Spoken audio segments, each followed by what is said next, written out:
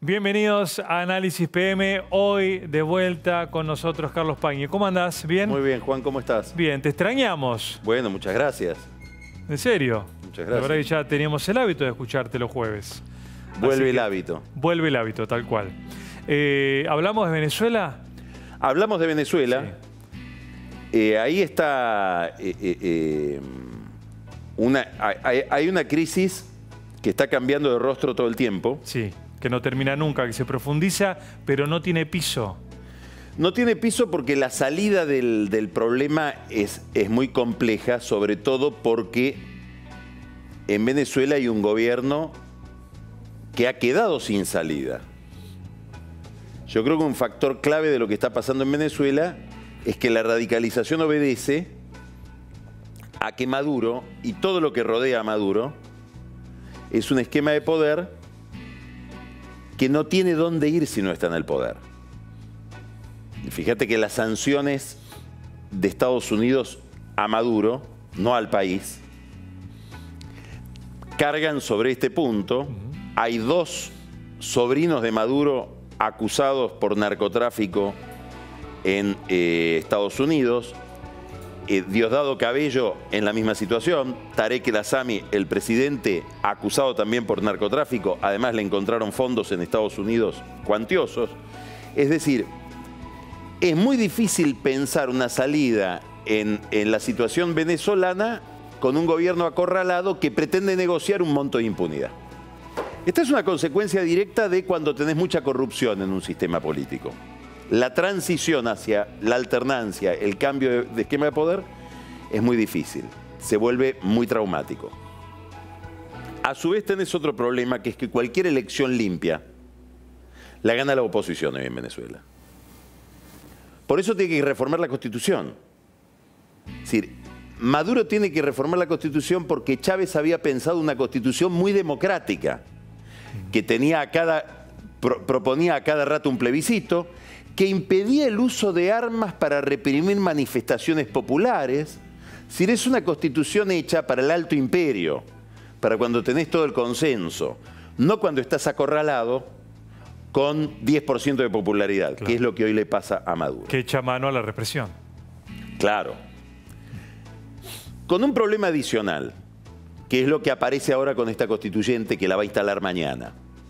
Y es que, a mi juicio, por lo que he hablado con gente muy metida en la cuestión venezolana, que viven allá, hoy ya nadie maneja demasiado nada.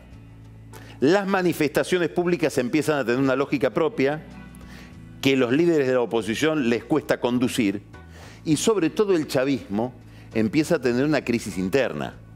¿Por qué? Porque si mañana se establece la Asamblea Constituyente, presidida por Diosdado Cabello, pasás a tener un jefe por sobre Maduro, que es Diosdado Cabello, que considera que Maduro es un blando, que se deja faltar el respeto por la oposición, que se deja faltar el respeto por la fiscal general, que debería llevar la política a un grado mayor de recrudecimiento. En este panorama, otro factor importante, el ejército, que es un ejército, ahí lo tenemos a Diosdado Cabello. Este va a ser el hombre fuerte a partir de mañana. Con un Maduro que tuvo que reemplazar a su canciller. Delcy Rodríguez pasa a ser constituyente, nombraron ahora a otro canciller, mucho más duro. ¿Por qué es importante lo de Delcy Rodríguez? Porque hoy en Venezuela las dos únicas personas que están negociando con alguien ajeno al régimen, las únicas dos ventanitas al exterior eran Delcy Rodríguez y su hermano Jorge Rodríguez, íntimos amigos de Maduro antes, no de Diosdado, que eran los interlocutores o son los interlocutores de Rodríguez Zapatero, que vive en Venezuela, vive el expresidente del gobierno español, vive en la embajada española en Venezuela y habla tanto con los dos Rodríguez, Delcy y Jorge, hijos de un viejo militante comunista, ellos mismos militantes de un partido con Maduro, cuando Maduro militaba en partidos de izquierda antes de conocer a Chávez, y habla al mismo tiempo con los dos líderes de la oposición que mantienen contacto con también esta mediación. Uno, Leopoldo López, que lamentablemente fue devuelto a la cárcel, y el otro es Julio Borges, Borges. el líder de la Mesa de Unidad Democrática y líder de la Asamblea Nacional. Las sanciones son personales en el caso de Estados Unidos. ¿Por qué? Porque los mismos dirigentes como López, que es el principal interlocutor de la oposición venezolana con Estados Unidos, y te diría que la administración Trump y la burocracia americana hacen y están dispuestos a tirar la soga en la medida en que Leopoldo López lo autoriza, dicen, no, embargo no, porque estamos en una crisis humanitaria. Si agregan un embargo, van a castigar a la población venezolana y nos van a echar la culpa a nosotros de esa. Entonces la presión internacional también es un poco teórica, más allá de que cambian el canciller, también por esa presión que la ejercen Estados Unidos, Colombia. Mirá, acá tenemos una infografía que hizo Esteban Campanella muy interesante. España está en un rol muy protagónico. Hay que mirar lo que está haciendo Rajoy todos los días. Tweets sobre Venezuela. ¿Por qué? Porque está Podemos en España. Y Podemos es hijo de la Revolución Bolivariana. México, que ejerció un papel muy importante, te diría que volvió a la escena regional en la OEA, en esa reunión frustrada donde finalmente no se pudo sancionar a Venezuela por la gravitación de Venezuela en los países del Caribe que reciben su petróleo y por la defección de Rex Tillerson, el secretario de Estado de Estados Unidos, que no fue a la reunión de la OEA. Francia, la Unión Europea en general, el Parlamento Europeo ejerció se pronunció especialmente sobre Venezuela. Gran Bretaña, Colombia, que siempre lo venezolano sobre Colombia ejerce una presión muy importante, sobre todo ahora en términos de migración. Hay una fuga hacia Colombia. La frontera colombiano-venezolana es una zona complicadísima. Perú, Kuczynski, que siempre asume una bandera muy nítida en este punto. Por ejemplo, es el único país que ha liberado de trámites a todo venezolano que se quiera exiliar, Perú, y Argentina. Hoy Macri ya decidió que se le va a retirar la Orden del Libertador, la condecoración que le había entregado Cristina Kirchner a Maduro. Después tenemos países... Estados Unidos y Brasil. Sí, Estados Unidos, yo creo que puede haber una tibieza en el hecho de que no hay una conducción de la política exterior hacia la región ahí en Estados Unidos. De hecho, en el Departamento de Estado no está designado el subsecretario para Asuntos Hemisféricos. Y Brasil, que está envuelto en su propia crisis, ¿no es cierto? Igual esta semana, viste que Estados Unidos lo nombró por primera vez como dictador a Maduro. Bueno, y el New York Times salió, es de las pocas veces que el New York Times avala algo hecho por Trump, que es el calificar a Maduro como un dictador y sancionarlo congelando cualquier bien que tenga en lugares bajo jurisdicción americana. A favor, Rusia explícitamente, Bolivia explícitamente, Cuba sin duda, Ecuador en una posición favorable, pero la de Lenín Moreno ya no es la de Correa, no es el bolivarianismo de Correa. En todo caso, también hay que recordar que Lenín Moreno del Barta llegó diciendo no somos Venezuela. Nicaragua muy favorable, El Salvador muy favorable. Acá hay dos países que hay que mirar, Uruguay y China. China es neutral inclinándose a favorable. En el mes de febrero... ¿Favorable a Maduro? A Maduro. Primero porque los chinos son expertos, dicen que todo es largo plazo, lento. Mentira. Tiene una rapidez extraordinaria para mirar oportunidades en América Latina y donde sea, pero sobre todo en América Latina. Ellos esta crisis la van a aprovechar extraordinariamente.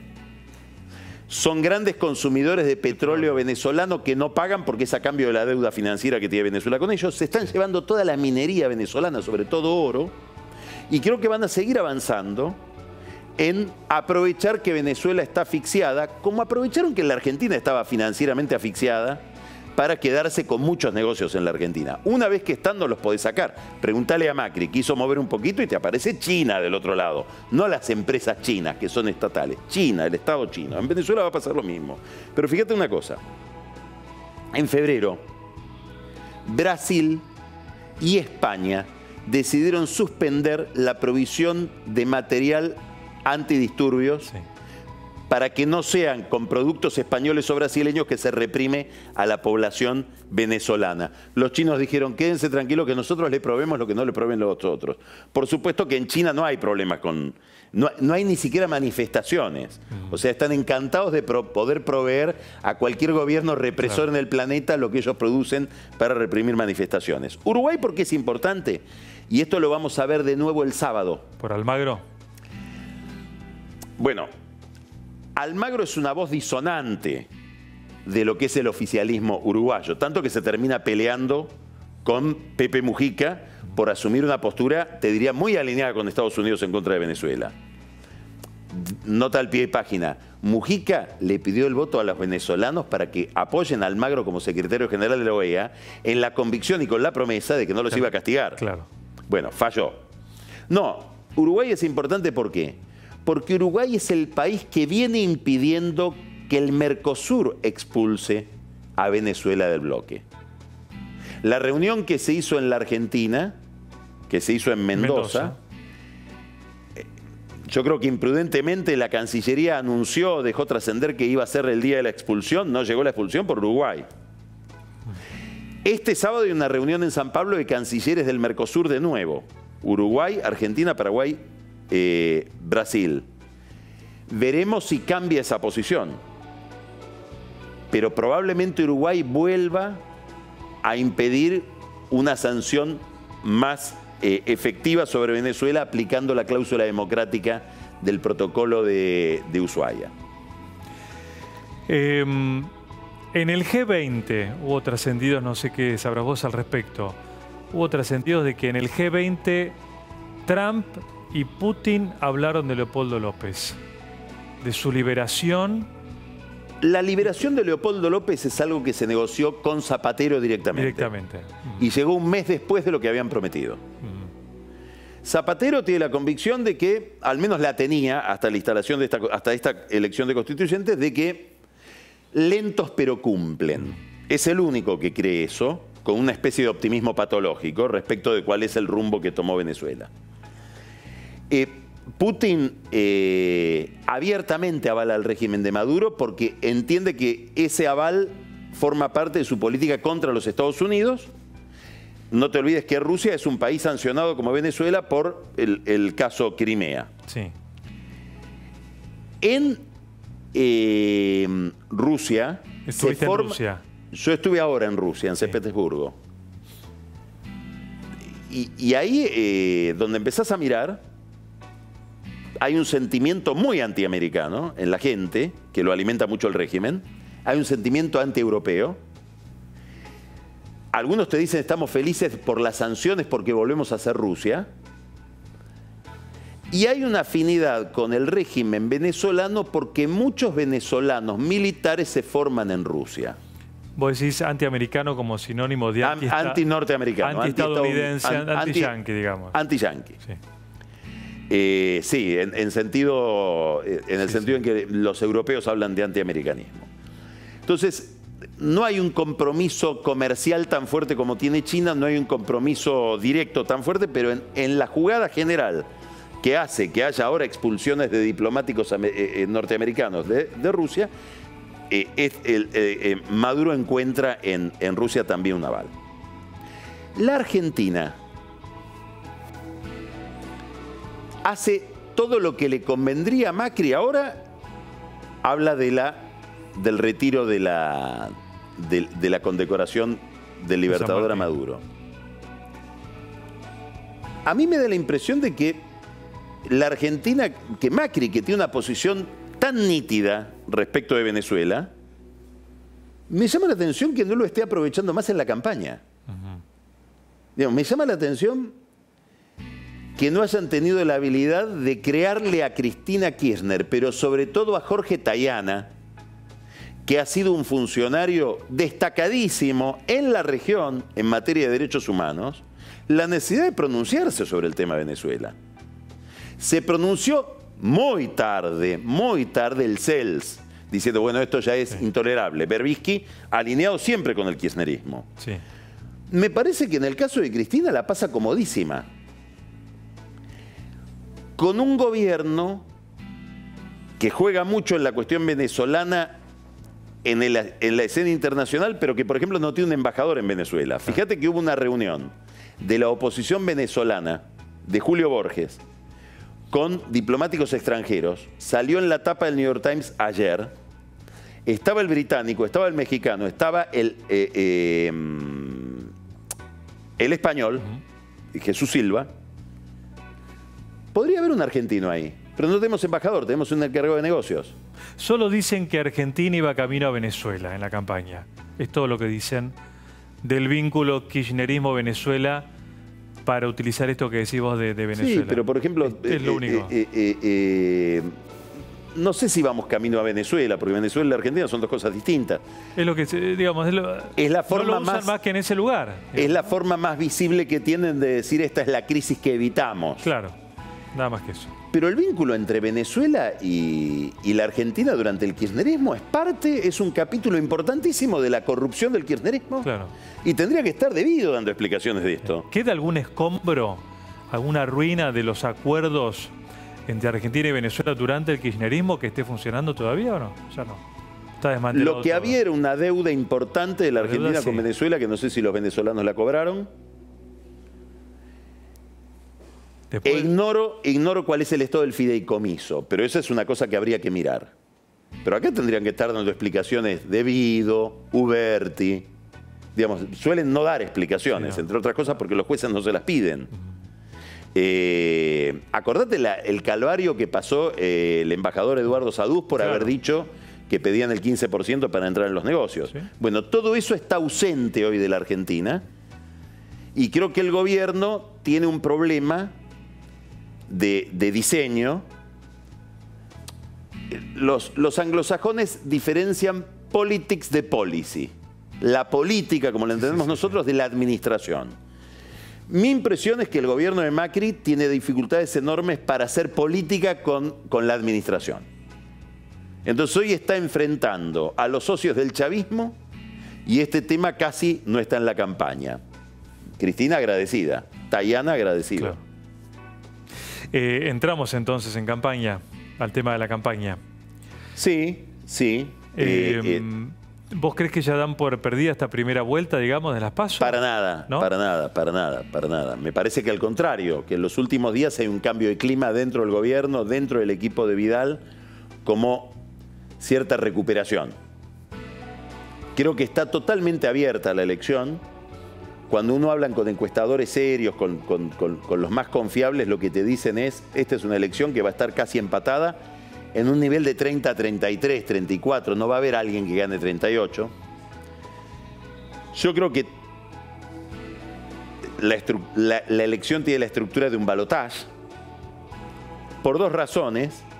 Primero, porque uno de los grandes disparates de la Argentina, que beneficia enormemente a Macri ahora, es ir a hacer primarias donde no hay elecciones, donde no hay competencia. Por eso te decía primera vuelta. Con lo cual ¿no? es una primera vuelta.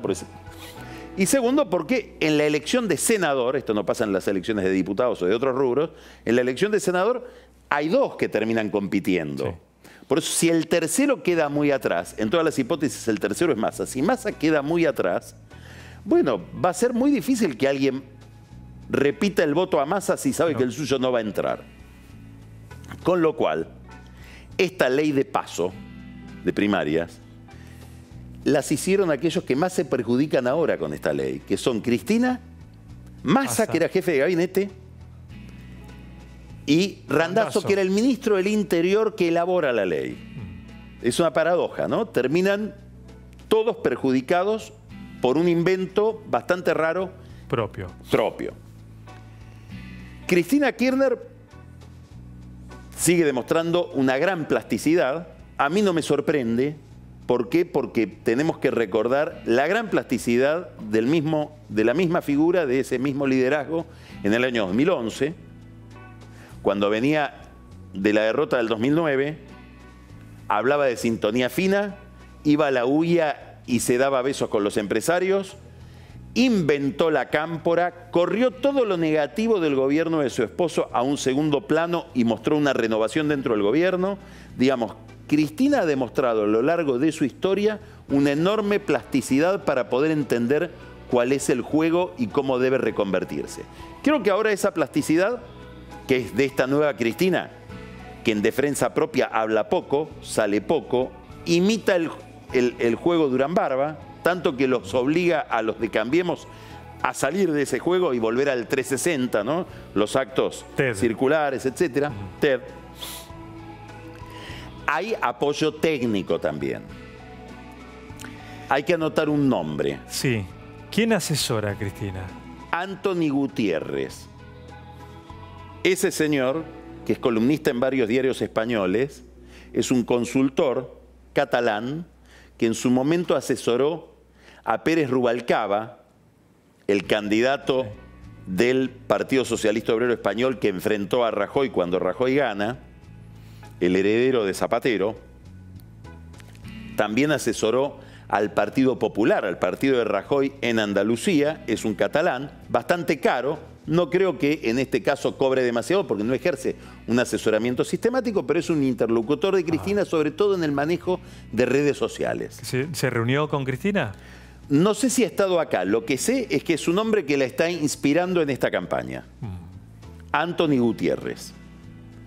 Y después hay algo que te lo dejo como una inquietud. Algo misterioso. Algo que pasó en el acto de relanzamiento de la figura de Cristina en Sarandí. En el estadio... La cancha, sí. Julio Grondona. Sí. Hay un momento en que ella está hablando, casi innecesariamente, voy a hacer un gesto que no hago desde hace 40 años, se toca el pelo y dice, anoche, hablando con un amigo que no está metido en la política, comentábamos, y sigue contando. Te doy un dato, a todo el entorno de Cristina, el entorno íntimo, Sí. le generó cierta Curiosidad. cosquilla y curiosidad. ¿Quién es ese amigo con el que Cristina habla a la noche y que no es de la política? Y con el que habla de campaña, de lo que está haciendo. Hay una voz distinta en el entorno de Cristina. Apareció alguien que antes no estaba. ¿Por qué esas ganas de decirlo? Y no avanzo más. ¿No lo vas a decir? Te dejo la pregunta, porque no tengo la respuesta, pero ¿No es una tenés pregunta que se está haciendo gente que la conoce mucho y que todo este cambio no tendrá que ver también con esas interlocuciones inesperadas. ¿Vos tenés alguna nocturnas. sospecha? No sospecho nada, me hago preguntas. Me hago preguntas. Lo que sí te puedo decir es lo del catalán. El catalán existe, tiene nombre y apellido y asesora. Y como de costumbre lo llaman el gallego. Obvio, claro, como en el todos los grupo de la catalanes y a cámpora. todos en general. Ahí lo tenés. Ahí lo tenemos. Ahí lo tenés. Bien. ¿Vos creés que la mención de Cristina tiene que ver más con una cuestión personal más que política, entonces? Lo que te digo es que los Se que entienden preguntan- de política lo de Cristina no tienen la respuesta y se hacen la pregunta. Esta actitud no crispada de Cristina, ¿funciona? Yo creo que funciona. A ver, ¿Va a Cristina durar? se puede dar el lujo que no se pudo dar Randazzo. Randazzo se quiso dar un lujo que en la vida política argentina se lo podían dar Alfonsín, Néstor Kirchner, Carlos Menem, Cristina. Desaparezco un año y vuelvo. Claro. Bueno, Randazzo desapareció un año, volvió y la gente dice, ¿este quién era? Sí. Ese ¿Qué ministro Julián era? Domínguez. Claro. Mandaba videitos. Cristina Kirchner sí puede hacer eso, puede hacer una campaña en la que no aparece, en la que trata de establecer cierta empatía con la gente, da la idea de que tiene un diagnóstico bastante adecuado de lo que es lo que despierta en aquellos que no la quieren. Y a su vez, creo que estamos viendo, y esto es importante, el éxito de Cristina en aquello que ella se propuso cuando Massa, ganando la provincia de Buenos Aires, le impidió la reelección y cualquier perspectiva de reforma constitucional. Que yo a partir de ahora le hablo al público, le hablo a un 25%, 30% que quiere un discurso populista y que me va a permitir seguir participando del juego aunque no gane. Entonces todo el mundo decía, ¿viste el disparate que dijo? Que en la Argentina hay menos pobreza que en Alemania. Sí, ¿sabes qué? Hay menos pobreza que en Alemania porque a esa gente que yo le estoy hablando no me lo cuestiona. Está dispuesta a creerlo. Y cuando digo vamos por todo, ellos me aplauden. Entonces no quiero ya tener un puente con aquellos que no me quieren. Me voy a dedicar a conservar, y subrayo la palabra conservar, a asumir una posición conservadora, replegándome sobre mi propia base. Y le ha dado resultado porque impidió que Massa y Randazzo ingresen ahí. Eso es lealtad, fidelidad, público cautivo. Es un público relativamente cautivo porque recuerda el nivel de distribución que tuvo su gobierno.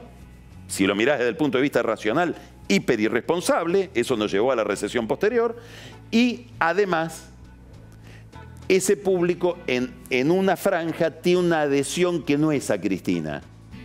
Es más bien una adhesión a Cristina por la naturaleza de los rivales de Cristina y de los enemigos que ella elige como blanco. Entonces no es tanto que quiero a Cristina, sino que más bien me gusta que Cristina le pegue a los medios, le pegue a los Estados Unidos, le pegue a los empresarios, critique a la banca, porque me gusta un líder político que haga eso. Con independencia, si hace eso, no pregunto más. Inclusive, si es un poco corrupta, tampoco me preocupa. Gracias, Carlos. Gracias a vos, Juan. Hasta la próxima.